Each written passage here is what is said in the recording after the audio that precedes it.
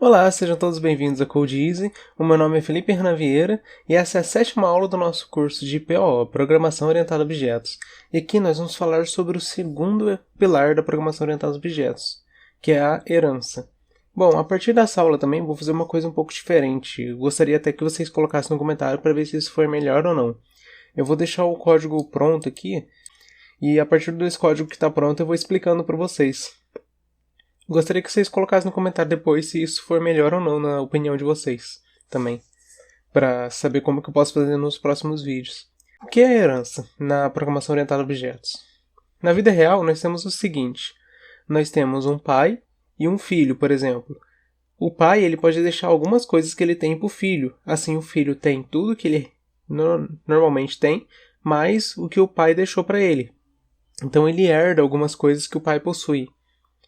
Na programação orientada a objetos é muito similar a isso. Você pode, por exemplo, construir uma classe veículo.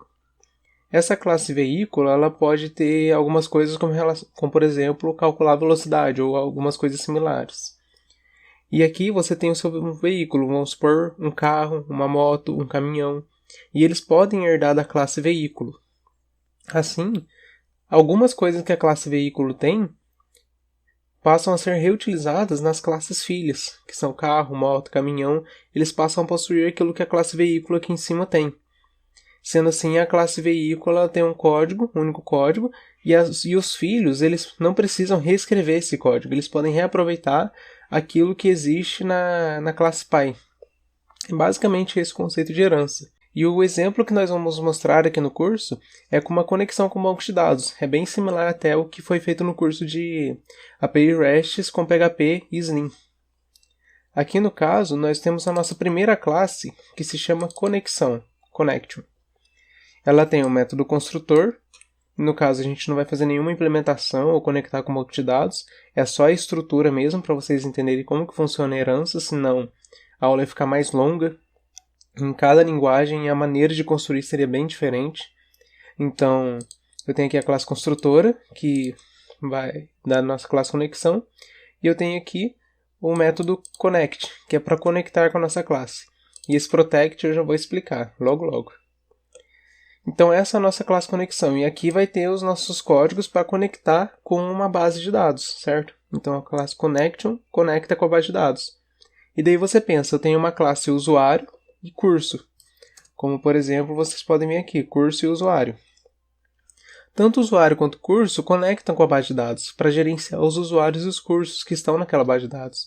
Porém, você não vai escrever o código para conectar duas vezes, um em cada classe. Você pode escrever o código para conectar aqui na classe connection, aqui nessa parte, e aí o curso e o usuário, eles herdam de conexão e reutilizam essa conexão que ele faz com a base de dados. Por exemplo, aqui em curso, eu coloco a palavra-chave extends connection, para dizer que ele está herdando de conexão, crio a minha classe construtora, e aqui eu chamo também o construtor do pai, que é o construtor de connection, para inicializar. Já que eu vou estar dando um new na classe curso, vou estar criando um objeto da classe curso, e não da classe conexão, eu tenho que chamar o construtor da classe pai para poder inicializar ele também. E eu chamo o disconnect. Pode perceber que esse connect não existe nessa classe, mas existe na classe pai. Tanto é que se eu vier aqui, ele consegue reconhecer o connect, que é da classe connection, como você pode ver aqui. E aqui eu tenho o método getCurses, que aqui é só uma simulação do que ele pode retornar, mas aqui ele faria um select no banco de dados. E o getCurse e a classe curse consegue se concentrar apenas em gerenciar os cursos, em fazer o select, em inserir, alterar cursos, sem ficar se preocupando, por exemplo, em fazer a conexão, porque isso fica pela responsabilidade do pai. Então vocês podem ver que aqui a gente já trabalha mais com a reutilização do código. Se a gente vier aqui na classe usuário, a mesma coisa, a gente herda de conexão através da palavra-chave extends, cria o método construtor e cria o método para, por exemplo, selecionar os usuários. E aqui em conexão, uma outra coisa que eu tenho que mostrar agora é esse modificador de acesso, que é conhecido como protected. Eu já ensinei o public e o private. E o que seria o protected?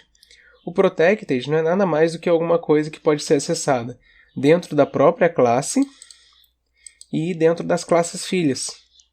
Então ele não pode ser acessado do lado de fora. Se eu der o new connection, eu não posso acessar o método connect. Ele só pode ser acessado dentro da própria classe e pelas classes que herdam dele. Por isso o protected, que é o terceiro modificador de acesso que existe no PHP e em outras linguagens de programação orientada a objetos.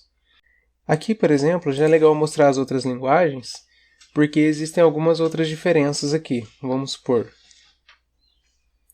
Eu tenho aqui no Python a classe conexão, que inicialmente está igual ao do PHP. Acessando classe Py e conectado. E aqui, se eu quiser fazer um método protegido, protected, eu tenho que colocar um underline, no caso do Python. O curso, vou até alterar aqui, e aqui também. O curso, como vocês podem ver, ele já faz a herança de uma forma diferente. Ele tem que colocar entre parênteses e passar a classe que ele quer herdar. E aqui, aquele parent construct que tinha no PHP, agora é o super init no Python. E da mesma maneira, aqui na classe usuário. Agora, no C# já tem uma outra diferença. Aqui está a classe connection, tá aí tudo bem. E a classe curso, por exemplo, para fazer herança, ela trabalha com 2 pontos. E aquele parent construct do PHP, para chamar a classe, o construtor do Py, agora é o 2 pontos base aqui no C#, que vem logo depois do método construtor. Então vocês já podem ver que existem algumas diferenças aqui entre uma linguagem e outra. E no Java, no caso, eu ainda estou terminando de montar o código, mas o Java é mais similar ao C#. A diferença é que no Java você não usa o base, você usa o super, no caso, para chamar o construtor da classe Py. Então, é basicamente isso a questão de herança, uma classe que herda de outra e pode reutilizar as que ela possui. Agora, vamos a alguns problemas que existem na herança, se você não souber utilizar. Não são problemas em si da herança, e sim problemas de mau uso da herança. A herança, você pode pensar, por exemplo, o exemplo do cachorro e do gato. O cachorro ele pode andar, então você constrói uma classe cachorro, por exemplo, e coloca lá o método andar. Daí você vai construir a classe gato e pensa, poxa, o gato ele também pode andar, então eu vou fazer o gato herdar de cachorro para ele reutilizar o método andar. E assim eu não preciso fazer o método andar novamente. Mas isso não pode ser feito, por quê? A herança não se baseia apenas em reutilizar o código de uma outra classe, e sim se baseia em todo o contexto. São classes para gerenciar o banco de dados que herdam de uma conexão, são classes de veículos que herdam de uma classe veículo, e assim por diante. E se você fazer uma classe que herda de outra, que herda de outra, que herda de outra, e assim por diante, a gente tem um problema que a gente chama de alto nível de acoplamento, ou a gente cria classes muito dependentes, um sistema muito dependente, no caso. O que acontece nesse caso? Se o sistema ele é muito dependente, tem um alto nível de acoplamento, quando você altera uma coisa aqui, tudo aquilo que herda dele, automaticamente pode sofrer uma alteração. E se você quiser modificar uma coisa, esse módulo do sistema não vai ter mais, você quebra tudo. Então, trabalhar com herança tem que ser algo muito delicado, por exemplo. Para conectar com o banco de dados, eu realmente vou ser obrigado a ter uma conexão. Então, eu já posso usar a herança. Não tem problema eu criar essa dependência ali entre a classe e a herança. Agora, se eu tenho um gato e um cachorro, e eu herdo de cachorro para poder andar, e se eu não tiver mais o cachorro no meu jogo?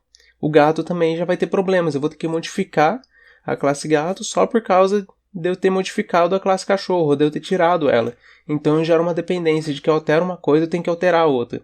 Então a herança ela tem que ser avaliada em todos esses contextos. Ela é encaixada naquilo que ela tem sentido e não só para reutilizar o código. Então pensa bem nessas questões antes de simplesmente trabalhar com herança, que é uma das coisas que mais pega, que as pessoas mais erram quando vão começar a trabalhar de herança. Que é fazer uma classe herdar da outra só para reaproveitar código. E muitas vezes isso não faz sentido. Você pode, por exemplo, organizar um conjunto de classes para gerenciar o banco de dados, como eu já falei. Um conjunto de classes para gerenciar arquivos e pode construir uma classe Py ali.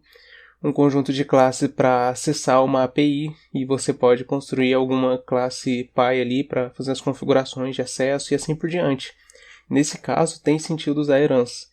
Então, é um recurso bem legal que permite você estender e reutilizar o código em outras classes, mas que tem que ser usado com cuidado para não haver esse problema.